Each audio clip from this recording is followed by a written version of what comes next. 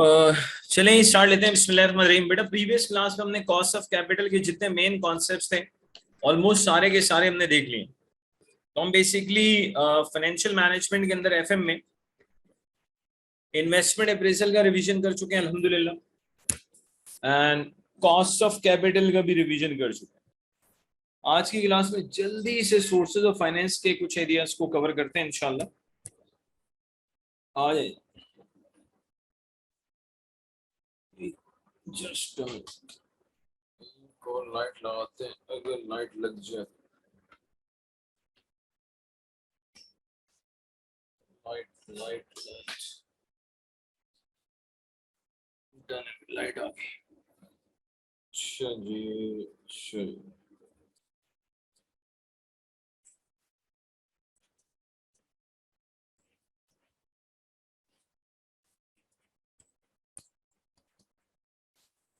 Sources of finance देखिए। Sources of finance में पहला कॉन्सेप्ट जो हमें पता होना चाहिए that is packing order theory.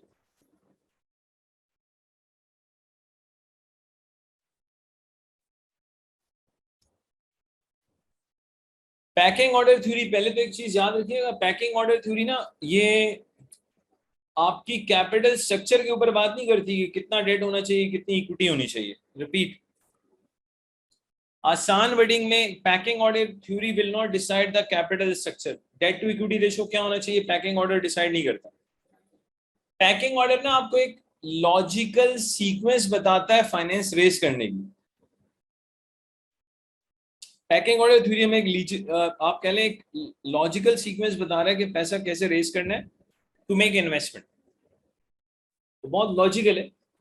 इनके अकॉर्डिंगली नंबर वन, सबसे पहले जब आपने किसी प्रोजेक्ट को फाइनेंस करना है तो आपने बेसिकली अपने इंटरनली जनरेटेड फंड इस्तेमाल करना है, यानी कि रिटेन अर्निंग।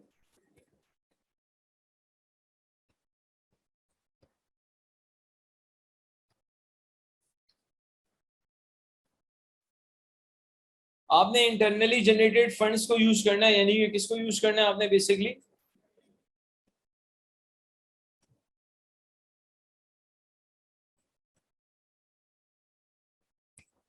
रिटेन अर्निंग्स को।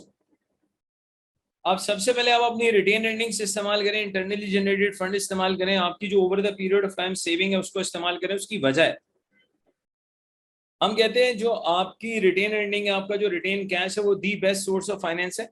क्योंकि कैश एक तो इमीडिएटली अवेलेबल होता है, cash is immediately available, cash आपको इमीडिएटली अवेलेबल है, इसकी कोई इशू कॉस्ट नहीं है, कोई ट्रांजैक्शन कॉस्ट नहीं है। फिर आपको बेसिकली आउटसाइडर्स को कन्विंस नहीं करना, क्योंकि आप किसी से लोन थोड़ी ले रहे हैं कि उसको कन्विंस करेंगे, आप खुद कन्विंस है, बस लगाएं पैसा। लेकिन नॉर्मली आप कह सकते हैं ऑर्गेनाइजेशन के पास शायद इतना पैसा नहीं होता कि वो किसी प्रोजेक्ट को इंटरनली जनरेटेड फंड्स यानी कि रिटेन अर्निंग से फाइनेंस कर सकें। तो फिर नॉर्मली हम रिटेन अर्निंग से थोड़ा बहुत अगर फाइनेंस कर भी लिया, but still we need to look for the external sources of finance as well. जब हम एक्सटर्नल सोर्सेज की बात करते हैं तो एक्सटर्नल में याद रखिएगा डेट, लोन। हम बात करते हैं डेट फाइनेंसिंग की। बेसिकली डेट के बारे में हम कहते हैं डेट एक चीपर सोर्स ऑफ फाइनेंस है। देखिए रिटेन अर्निंग को हमने दी बेस्ट कहा था, चीपर नहीं कहा था। डेट को हम कहते हैं चीपर सोर्स ऑफ फाइनेंस। क्यों चीपर कहते हैं, बेसिकली उसकी रीजंस मैं क्विकली बता देता हूं why debt is a cheaper source of finance. असल में जब कोई ऑर्गेनाइजेशन, कोई कंपनी अगर डेट की फॉर्म में पैसा रेज करती है तो number one, fix payment of interest results in tax saving. Second, debt की जो इशू कॉस्ट है, ट्रांजैक्शन कॉस्ट है, उससे आपका नॉर्मली कह लेंगे टैक्स सेव हो जाएगा। तो आप कह सकते हैं arrangement cost of debt is tax deductible. तीसरी चीज याद रखिएगा, डेट होल्डर्स क्या होते हैं, ये सिक्योर्ड होते हैं। Since debt holders they are secured, they will agree at a lower rate of return. जो सिक्योर्ड लोग हैं, जो सिक्योर्ड आपके लेंडर्स हैं, वो नॉर्मली कम रिटर्न पे भी मान जाते हैं। उसकी वजह है कि दे आर सिक्योर्ड। तो फिक्स पेमेंट ऑफ इंटरेस्ट से टैक्स सेव हो रहा है, अरेंजमेंट कॉस्ट से टैक्स सेव हो रहा है, डेट होल्डर सिक्योर्ड है तो लोअर रिटर्न पे भी एग्री कर जाते हैं। फिर एक और चीज याद रखिएगा, जो कंपनी डेट रेज करती है टू मेक इन्वेस्टमेंट, जो कंपनी लोन लेती है टू मेक इन्वेस्टमेंट, ये ऐसा करना मार्केट को ना एक पॉजिटिव सिग्नल जाता है, एक पॉजिटिव सिग्नल ये जाता है कि वो कंपनी ये बताती है मार्केट को, वी आर कॉन्फिडेंट इनफ कि हम इंटरेस्ट भी दे सकते हैं और मेच्योरिटी पे प्रिंसिपल भी दे सकते हैं। That is why we are going towards loan. और मैं अक्सर कहता हूं कि मेरे भाई, ये सिर्फ जो लोन ले रहा है उसके कॉन्फिडेंस को शो नहीं करता, टू बी वेरी ऑनेस्ट, जो लोन दे रहा है उसके भी कॉन्फिडेंस को शो करता है कि यार वो भी कॉन्फिडेंट है भाई लोन वापस मिलेगा विद द रिटर्न ऑब्वियसली। अब डेट के बाद स्टिल अगर हमें पैसों की जरूरत है तो फिर हम न्यू इक्विटी की बात करते हैं।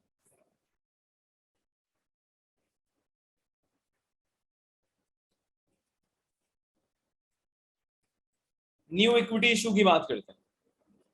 अब जब आप न्यू इक्विटी इशू की बात करते हैं मींस हम नए शेयर्स इशू करके फाइनेंस रेस करेंगे, पैसा रेस करेंगे। सबसे पहले तो हमें ये पता होना चाहिए जब आप नए शेयर्स इशू करके पैसा रेस करते हैं तो आपको एक इशू कॉस्ट बेयर करनी पड़ती है। अब इक्विटी एक एक्सपेंसिव सोर्स ऑफ फाइनेंस है। अगर आप इक्विटी के फॉर्म में पैसा रेस करेंगे you have to bear the issue cost, और इक्विटी की इशू कॉस्ट से टैक्स सेव नहीं होता और शेयर होल्डर्स बेसिकली सिक्योर्ड नहीं होते, इसलिए वो हायर रेट ऑफ रिटर्न आपसे डिमांड करते हैं।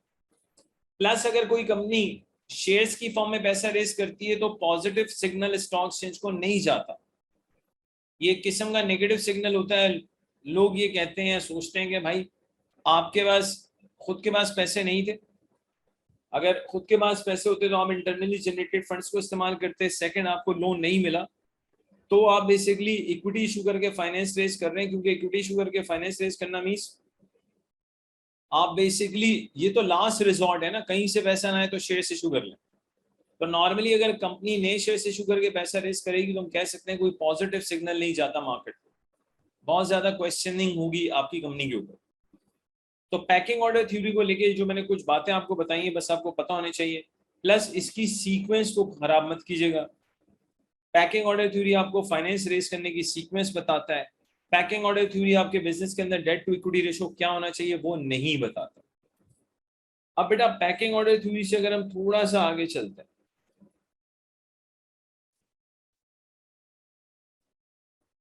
और अगर हम राइट इशू की बात करते हैं तो हमें थोड़ा सा आइडिया होना चाहिए।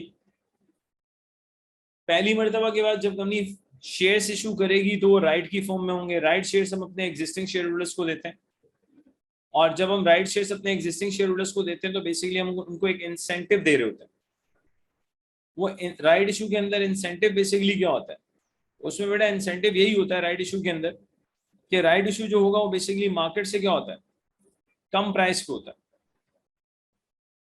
राइट इशू जो होगा वो बेसिकली मार्केट से कम प्राइस पे होता है। अब असल चीज क्या है जो आपको पता होनी चाहिए, अगर एक शेयर होल्डर्स को राइट शेयर्स दिए जा रहे हैं तो हमें पता होना चाहिए कि जरूरी नहीं है कि आप उन राइट्स को पहले परचेज करें फिर सेल करें। आप बेसिकली अगर आप राइट शेयर्स लेने के लिए इंटाइटल्ड हैं तो समझे आपके पास एक लेटर होगा जिसमें लिखा होगा भाई आपको कितने राइट्स मिल सकते हैं। अगर आप चाहें तो उस लेटर को भी क्या कर सकते हैं, सेल कर सकते हैं। तो ये पता होना चाहिए। सेकंड, हमें ये पता होना चाहिए राइट इशू के बाद होता क्या है कि यहाँ पे जैसे ही कंपनी राइट इशू करती है तो स्टॉक एक्सचेंज की एक एंटीसिपेशन आ जाती है। स्टॉक एक्सचेंज की एंटीसिपेशन ये होती है कि भाई हर बंदा अपने राइट्स बेचेगा। जब हर बंदा अपने राइट्स बेचेगा तो उससे क्या होगा, सेलिंग प्रेशर बढ़ेगा। जब एक चीज का सेलिंग प्रेशर बढ़ता है तो उसकी प्राइस बढ़ती नहीं बल्कि कम हो जाती है। तो राइट इशू के बाद प्राइस कम हो जाती है जिसको हम थ्योरेटिकल एक्स राइट प्राइस कहते हैं। तो राइट इशू से रिलेटेड एक छोटी सी कैलकुलेशन है जो बेसिकली हमें आनी चाहिए मिसाल के तौर पर।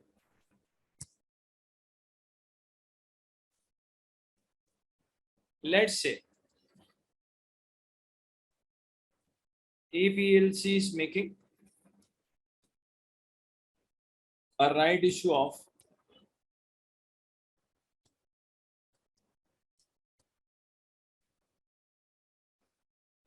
1:3। राइट इशू कर रहे हैं भाई किसका, 1:3।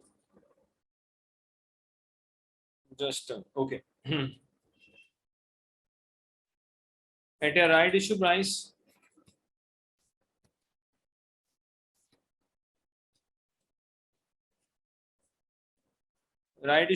of 12,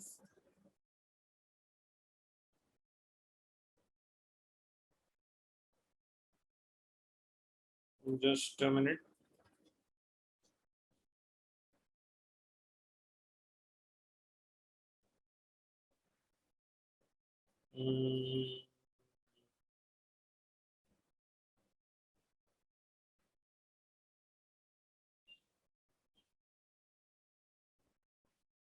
At a right issue price of 12, okay, share price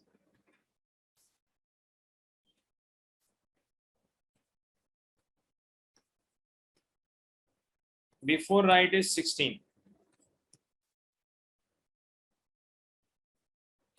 Number one, हमें थ्योरेटिकल एक्स राइट प्राइस निकालनी है.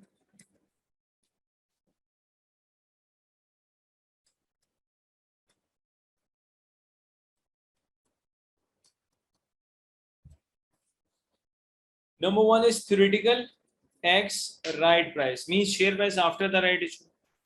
Second, हमें value of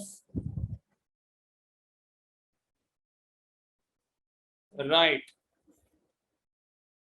value of a right per new share बताना है. Actually, value of a right per new share का मतलब होता है gain on right.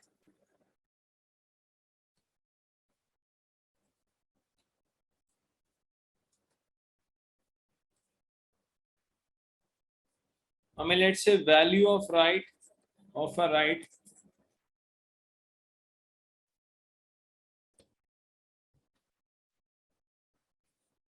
पर existing shares बताना है और value of a letter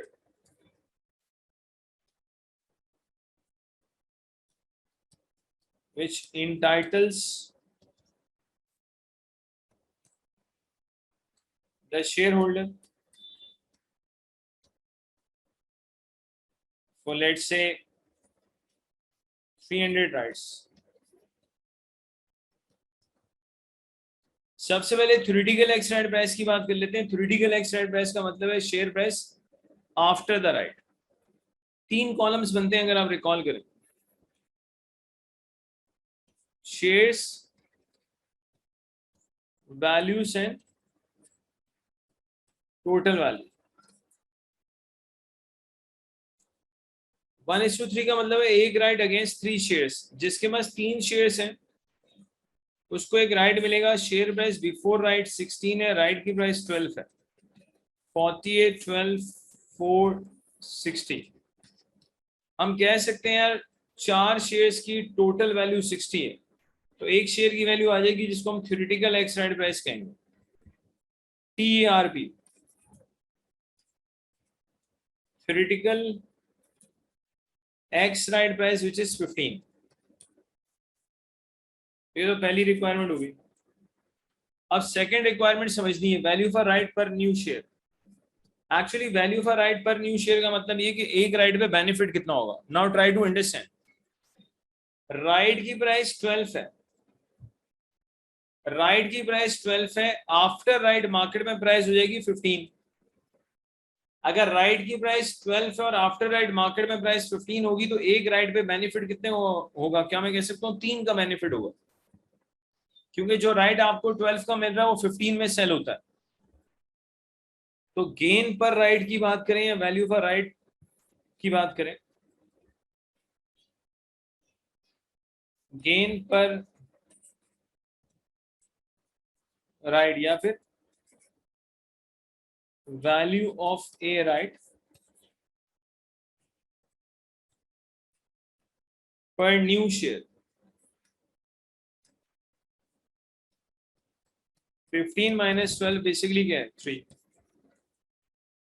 तो बेसिकली आपको एक राइट पे 3 का बेनिफिट है. थर्ड में वो कह रहा है वैल्यू फॉर राइट बताएं पर existing share. Value of a right पर एग्जिस्टिंग शेयर. बेटा वैल्यू ऑफ पर राइट एग्जिस्टिंग शेयर में प्लीज समझिएगा, जिसके पास 3 शेयर्स होंगे उसको एक राइट मिलेगा. यानी कि एग्जिस्टिंग 3 शेयर्स होंगे तो एक राइट मिलेगा, और एक राइट में बेनिफिट 3 का है. तो आपने करना क्या होता है, सिंपली गेन पर राइट को डिवाइड करना होता है एग्जिस्टिंग शेयर से। फॉर्मूला क्या बन जाता है? ऑल यू नीड इज कि आप गेन पर राइट को एग्जिस्टिंग शेयर से डिवाइड कर दें। गेन 3 है, नंबर ऑफ शेयर्स एग्जिस्टिंग भी 3 है, तो वैल्यू ऑफ राइट पर एग्जिस्टिंग शेयर कितना है? 1। तो वैल्यू ऑफ राइट पर एग्जिस्टिंग शेयर का आप बस फॉर्मूला याद रखेंगे, गेन पर राइट को आप डिवाइड करते हैं एग्जिस्टिंग शेयर से। फोर्थ, हमें वैल्यू ऑफ अ लेटर निकालनी है। अच्छा, वो लेटर में कह रहा है कि भाई ये लेटर शेयर होल्डर को कितने राइट्स के लिए इंटाइटल कर रहा है? 300। Value of a letter which entitles the share holder for 300 rights, 300 rights. अब सुनिएगा, एक राइट पे जो बेनिफिट है वो 3 का है, तो वैल्यू ऑफ अ लेटर जो होगी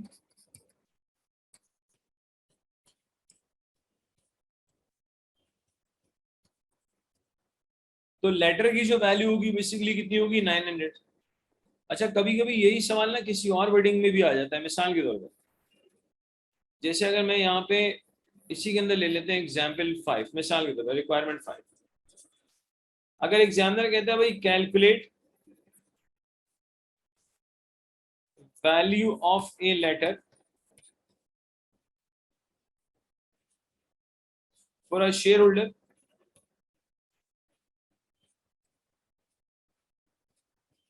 who is having, let's say, 30,000 shares। अब सेम क्वेश्चन है, बस उसने एक रिक्वायरमेंट ऐड कर दी। वो कह रहा है वैल्यू ऑफ अ लेटर निकालें एक और शेयर होल्डर के लिए जिसके पास 30,000 शेयर्स हैं। अब वो ये नहीं कह रहा 30,000 राइट्स के लिए इंटाइटल्ड है, वो कह रहा है 30,000 शेयर्स हैं। अब आपको एक चीज पता होनी चाहिए यार, अगर 30,000 शेयर्स हैं और रेशो 1:3 है, इसका मतलब है ये बंदा 10,000 राइट्स के लिए इंटाइटल्ड है। ये समझ में आना चाहिए आपको। रिपीट, अगर किसी के पास 30,000 एग्जिस्टिंग शेयर्स हैं, 30,000 एग्जिस्टिंग शेयर्स हैं और रेशो 1:3 है, इसकी इंटरप्रिटेशन ये हो जाएगी कि भाई जिस, अब 1:3 का मतलब क्या है? जिसके पास 3 शेयर्स है 1 राइट मिलेगा, तो 30,000 के अगेंस्ट कितने राइट्स मिलेंगे? 10,000। तो वैल्यू ऑफ अ लेटर जो होगी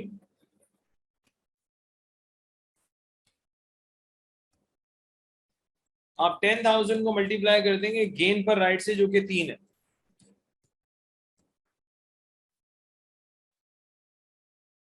तो कभी कभी ये वाली वर्डिंग्स भी आ जाती है कि यार बंदे के पास इतने शेयर्स हैं, बंदे के पास इतने शेयर्स हैं, और आपने सिंपली क्या करना है, पहले ये देखना है कि यार कि उसको कितने राइट्स मिल सकते हैं। पहले बेटा आपने ये देखना है कि उसको कितने राइट्स मिल सकते हैं। उसके बाद आप सिंपली गेन पर राइट से क्या करते हैं? मल्टीप्लाई करते हैं। अब बेटा एक और चीज, जब हम बात करते हैं सोर्सेज ऑफ फाइनेंस की, तो सोर्सेज ऑफ फाइनेंस के अंदर एक और टॉपिक भी हम डिस्कस करते हैं, that is market value of debt. अच्छा, बस मैं हल्का सा एक आइडिया दे देता हूँ ताकि मसला ना आपको। अगर किसी को राइट्स मिल रहे हैं तो वो डिफरेंट स्ट्रेटजीज ऑप्ट कर सकता है। वो सारे के सारे राइट्स सेल कर सकता है। अगर वो सारे राइट्स सेल कर देगा, वेल्थ पे कोई फर्क नहीं पड़ेगा, मैं रेगुलर में करा चुका हूँ। अगर वो 50% राइट सेल करता है, 50% एक्सरसाइज कर लेता है, तब भी उसकी वेल्थ पे फर्क नहीं पड़ेगा। अगर वो सारे राइट्स खरीद लेगा तब भी वेल्थ पे फर्क नहीं पड़ेगा। राइट के केस में सिर्फ और सिर्फ वेल्थ पे इंपैक्ट उस वक्त आता है, राइट के केस में वेल्थ पे इंपैक्ट उस वक्त आएगा, शेयर होल्डर की वेल्थ इनफैक्ट रिड्यूस हो जाएगी अगर अगर हम कहते हैं share holder does nothing. If share holder does nothing at all, तो फिर क्या होगा? शेयर होल्डर्स की वेल्थ कम हो जाएगी। If share holder does nothing at all, तो फिर वेल्थ कम हो जाती है। अब बेटा मार्केट वैल्यू ऑफ डेट की अगर हम बात करें,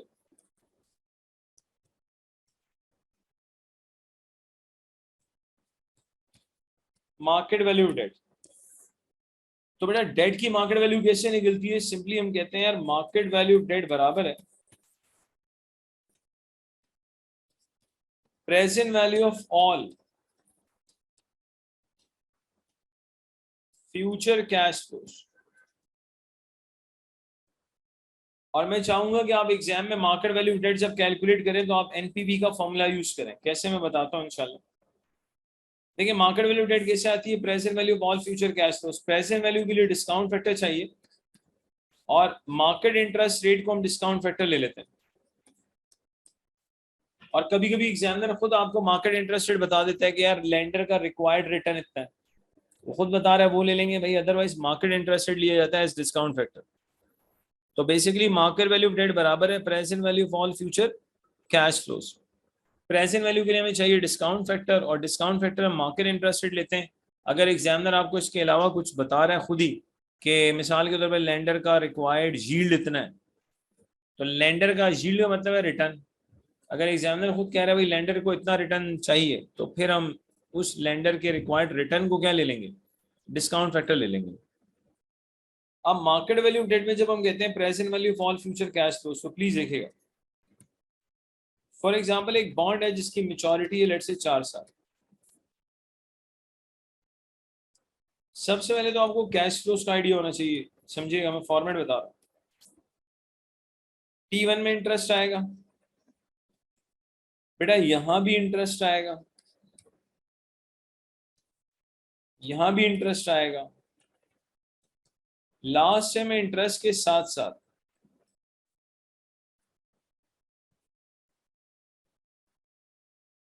रिडम्पशन अमाउंट भी आएगा। और यहाँ पे कोई 1 - T नहीं करते क्योंकि हम मार्केट वैल्यू डेट निकाल रहे हैं भाई। वो जो इंटरेस्ट को 1 - T किया जाता है वो KD 1 - T में करते हैं। यहाँ पे हम KD 1 - T नहीं निकाल रहे, मार्केट वैल्यू डेट निकाल रहे हैं। तो आपने इंटरेस्ट इंटरेस्ट इंटरेस्ट लिया, लास्ट में इंटरेस्ट प्लस रिडम्पशन अमाउंट। अब ये रिडम्पशन अमाउंट के बारे में थोड़ा सा आपको पता होना चाहिए, जिसमें हम RTQ की बात करते हैं। Read the question carefully. Redemption amount के बारे में सुनिएगा। पहली पॉसिबिलिटी, एग्जामिनर कुछ नहीं कहता तो रिडम्पशन एट पार वैल्यू होती है, हम अज्यूम करते हैं redemption at par value, nothing is mention. खुद कह दे पार तो बात ही खत्म होगी। रिडम्पशन प्रीमियम पे भी हो सकती है, लेकिन प्रीमियम के लिए एग्जामिनर प्रीमियम लिख के देगा एट प्रीमियम। बेटा रिडम्पशन प्रीमियम पे भी हो सकती है, लेकिन प्रीमियम के लिए एग्जामिनर आपको प्रीमियम लिख कर देगा। थर्ड, कन्वर्जन वैल्यू भी आ सकती है यहाँ पे। अब कन्वर्जन वैल्यू कब आएगी, मेरी बात सुनिएगा। बेटा कन्वर्जन वैल्यू उस वक्त आएगी, नंबर 1 जो गिवन बॉन्ड है वो convertible bond, given bond convertible bond. और कन्वर्टेबल बॉन्ड में होता है कि मेच्योरिटी पे जो लेंडर है उसके पास समझे दो ऑप्शंस होते हैं, दो चॉइसेस होते हैं। लेंडर चाहे तो मेच्योरिटी पे बॉन्ड को शेयर्स में कन्वर्ट करवा ले या फिर रिडम्पशन अमाउंट ले ले। क्या मैं कह सकता हूँ लॉजिकली जो आपका लेंडर है वो विच एवरेज हायर है उस पर जाएगा। अगर मिलने वाले शेयर्स की वैल्यू ज्यादा है तो उस पर चला जाएगा, रिडम्पशन अमाउंट ज्यादा है तो उस पर चला जाएगा। तो कन्वर्जन वैल्यू कब आएगी, नंबर 1 गिवन बॉन्ड कन्वर्टेबल हो, सेकंड मेच्योरिटी पे मिलने वाले जो शेयर्स है उसकी वैल्यू बेसिकली क्या हो, ज्यादा हो। किससे ज्यादा हो, रिडम्पशन अमाउंट से ज्यादा हो। अगर उसकी वैल्यू रिडम्पशन अमाउंट से ज्यादा है, अगर उसकी वैल्यू रिडम्पशन अमाउंट से ज्यादा है तो जाहिर सी बात है बंदा क्या करेगा, कन्वर्ट ही कराएगा।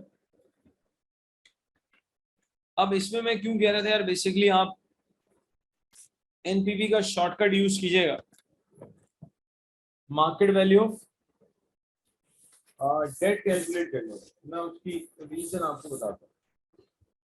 इसके लिए मैं एक्सेल निकाल लूं, जस्ट अ मिनट। क्योंकि बेटा जहां जहां शॉर्टकट अवेलेबल है तो आप लाजमी उस शॉर्टकट को यूज करें। लाजमी मीन्स लाजमी।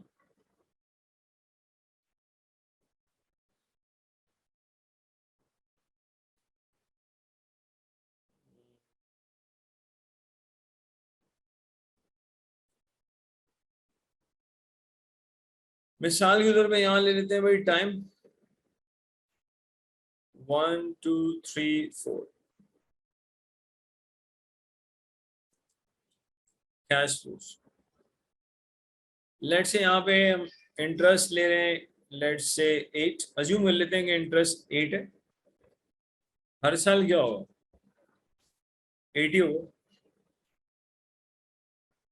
अच्छा जी, अब लास्ट ईयर में क्या है कि इसके साथ रिडम्पशन अमाउंट आ जाएगा।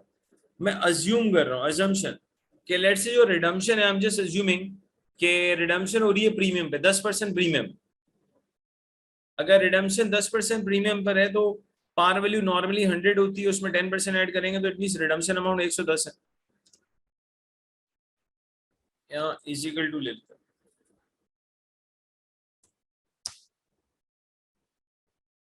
तो मैं अपनी बात रिपीट कर रहा हूँ, लास्ट ईयर में 8 का इंटरेस्ट आ गया, प्लस मैंने अज्यूम किया रिडम्पशन बेसिकली किस पे हो रही है, 10% प्रीमियम पे, तो 8 के अलावा 110 आ गया।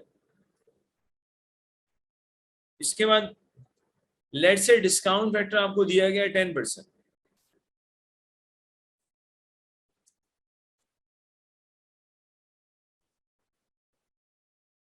तो ये डिस्काउंट फैक्टर ले लेते हैं भाई 10%। अब आपको निकालना है मार्केट वैल्यू ऑफ डेट।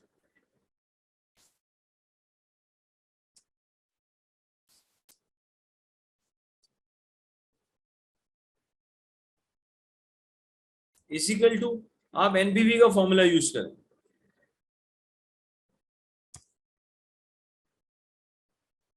आप रेट लें, कॉमा सारे कैश फ्लोस ले लें।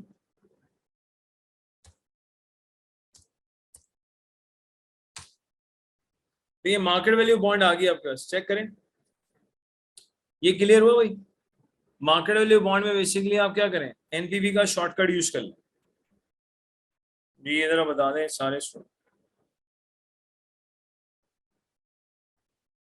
ये बात क्लियर होगी? ये चलो,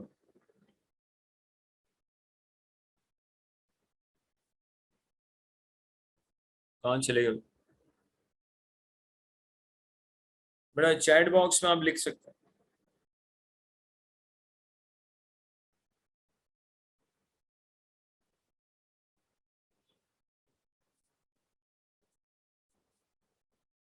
ठीक है, अब बेटा देखिए सोर्सेज ऑफ फाइनेंस में इसके अलावा बेसिकली जो हमारे पास एरिया वो है Islamic financing.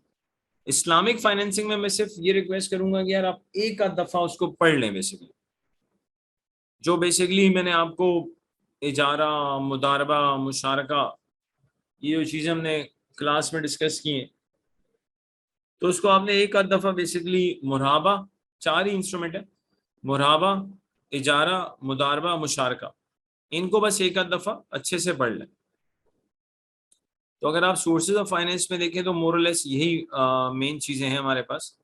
Packing order theory, right issue वाली calculation, plus market value of date वाली बात, और इस्लामिक फाइनेंस।